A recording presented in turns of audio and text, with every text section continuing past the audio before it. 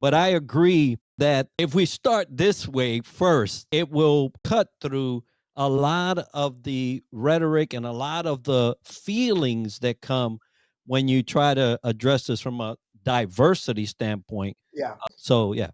So for me, right, when I hear both of you talking, look, I've got a lot of feelings about this. Feelings matter. Feelings are the problem, right? Because unfortunately, when you try to remove the word feeling from this conversation as leaders, in my mind, it sounds good, but the best leaders actually care and they're going to feel some type of way. Now, that's one of my major leadership challenges is I'm more of an empathy person than a sympathy person. So I don't always feel bad for you, right? Like, so I think for me, the context of the situation is going to matter, right? What is the team? What are we doing? And I'm going to have different levels of grace probably for different kinds of people causing possible challenges when it comes to feeling included or not feeling included, if that makes sense, right? If I've got a bunch of kids at the playground playing with my 10-year-old, my 11-year-old, and one of the kids is at the party and they're not feeling like they're included, I'm going to do what I can to help get him roped in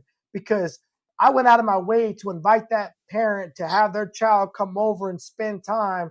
I don't want that child to feel like they're not a part of something. Does that make sense?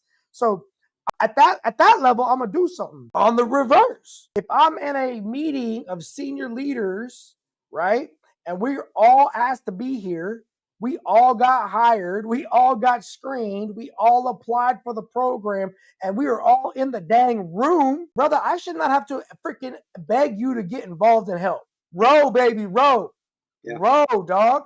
And if you got some feelings that you don't want to communicate, then that's a professional problem. You got to be able to communicate. Because if you can't communicate that, for me, that's a problem because we're professionals and we're all here to communicate. And I've had to see all of those. And so it just depends upon, for me, the context. And for today's conversation, I would like to try to keep it on the context of I'm a leader with a team of people that have all asked to be on my team for whatever their reason, whether it was because they asked to serve their country, whether it was because they asked to come work at my firm and get advice from me and my organization or to do business, or whether it was they want to contribute in my society by being a part of my group or my school after activity group, whatever it is.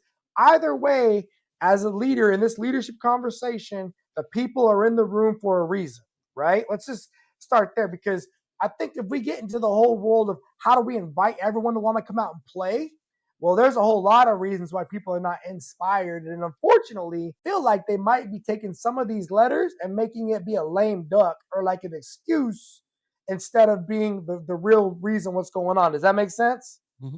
Yeah, absolutely. And I don't want to chase our tail. So if you're a leader and you've got a group of people on your team and you got from the left being novice, right? And from the right being experienced, and they are all in the room. They all have, and that's you said access. I agree. Look, I'm 5'6", bro.